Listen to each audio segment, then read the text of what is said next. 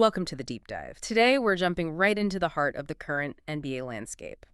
We're going to give you the shortcut to understanding three massive, pretty complex stories. Right. So forget scrolling through endless articles. We are pulling out the highest value insights on everything from historic streak finally ending to the chaos of a superstar trade and, unfortunately, the organizational meltdown in Chicago. We're really looking at organizational DNA this time. On one hand, you have the absolute gold standard of consistency, LeBron James. And on the other, we're dissecting decision-making, both the smart, disciplined kind and, well, the kind that suggests a front office is just rigidly stuck in its ways. And that just decides if you're moving forward or just, circling the grain. Exactly. Okay, let's start with a moment of history.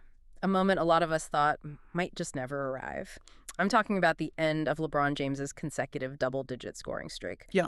1,297 regular season games. Just saying that number 1,297, it defies belief. It's absolutely unprecedented. Yeah. And to really put that into context, you have to look at who he passed. Michael Jordan. Michael Jordan held the previous record. Yeah. And his was 866 games. LeBron didn't just beat it, he surpassed it by over 400 games. It's staggering. And it's not just the number of games, it's the sheer time span. Precisely. The streak began on January 6, 2007. Wow. I mean, to put that in perspective for you, it's lasted nearly 2 decades. When it started, he was in his 4th season, still with the Cavs the first time. The iPod Classic was still a thing people bought. And he went through Miami, back to Cleveland, then LA, winning championships everywhere, all while scoring at least 10 points every single game. Right.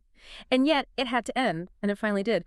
8 points against the Raptors. Now, the easy story is just, he had an off night, went 0 for 5 from 3. But the real deep dive is in how he let it end. That's the key. That's the real insight. So he has 6 points going into the 4th quarter. The Raptors are loading up on him, keeping him out of the paint. The game is tight at 120. Final possession.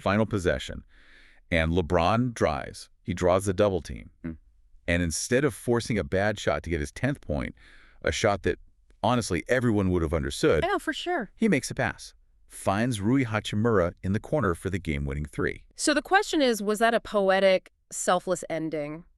Or was it just, 2024 LeBron defaulting to the high percentage play he's built his career on? I think it's both, and that's why it's so powerful. Okay. Remember, way back when, critics called him out for that exact thing. They saw it as a lack of killer instinct. Okay. But this final moment of the streak, it really confirms his entire philosophy. The right basketball play over everything. The win, the right decision over any individual stat or legacy marker.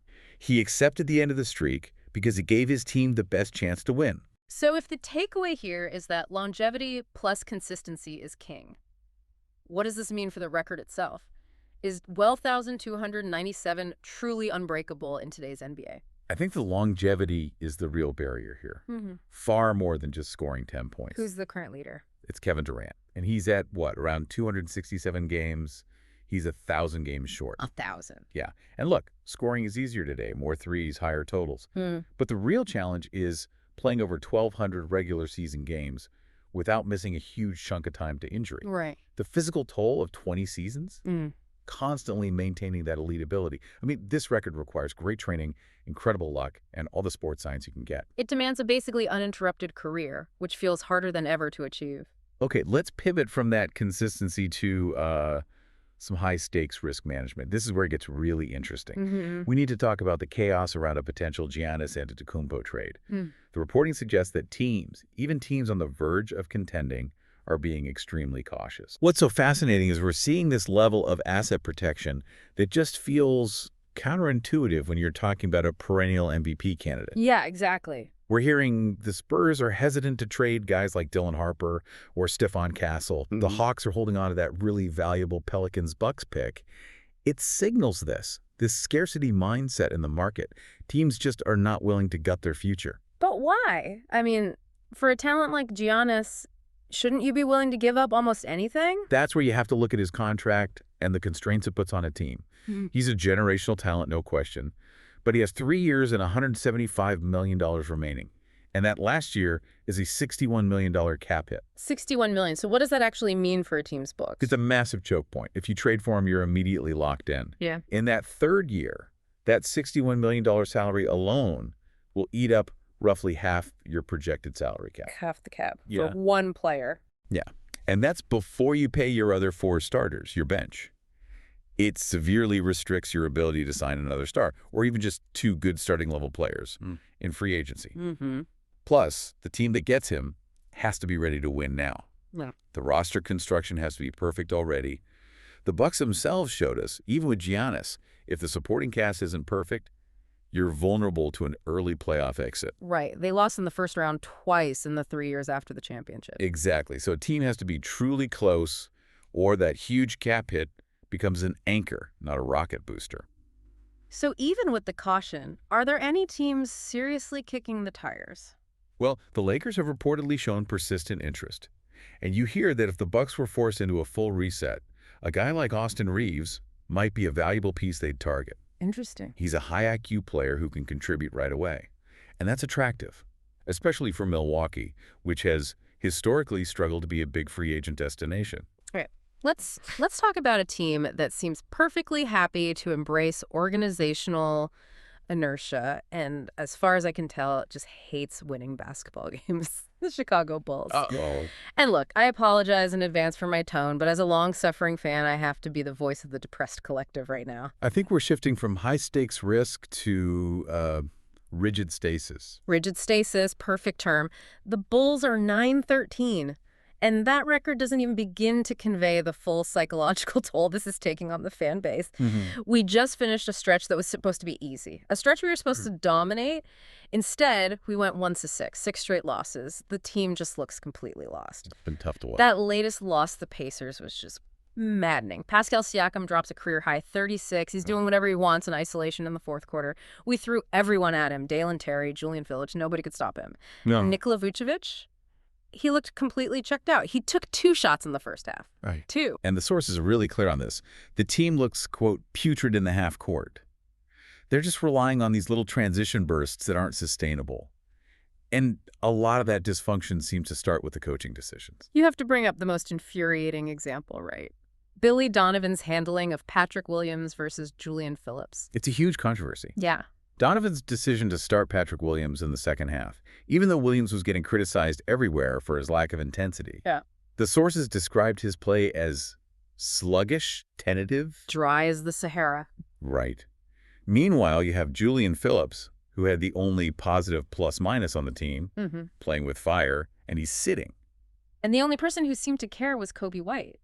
He's playing his heart out, and post-game you could see the frustration. He was the only one talking about the desperate need for effort and pride. It suggests a real disconnect in that locker room. And if the team isn't putting in the effort, you look up to the front office for leadership, right? But that's where the rigidity truly cements the depression. And this brings us right back to our earlier conversation about Giannis. The rumor. The explosive rumor that Giannis's camp reportedly gauged interest from Chicago, and the Bulls front office, led by Arturas Karnišovas, just declined. They wouldn't even explore it because they were unwilling to trade their young core. Are they serious? The core they refused to part with: Kobe, Patrick Williams, Io, guys like Muzelis and Noah Singh. That's what they're protecting over a perennial MVP. This is the absolute crux of their strategy. And while it looks disastrous from the outside, it's important to understand the rationale. Please explain it to me. The front office refuses to mortgage their entire future, which they define as depth and flexibility for a star who's over 30.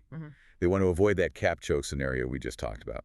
They believe in sustained, slow growth through the draft. Okay, but the implication of that is brutal, isn't it? If you won't trade your young core for a superstar, you are putting immense pressure on yourself to prove that core is valuable. By winning now. By winning now.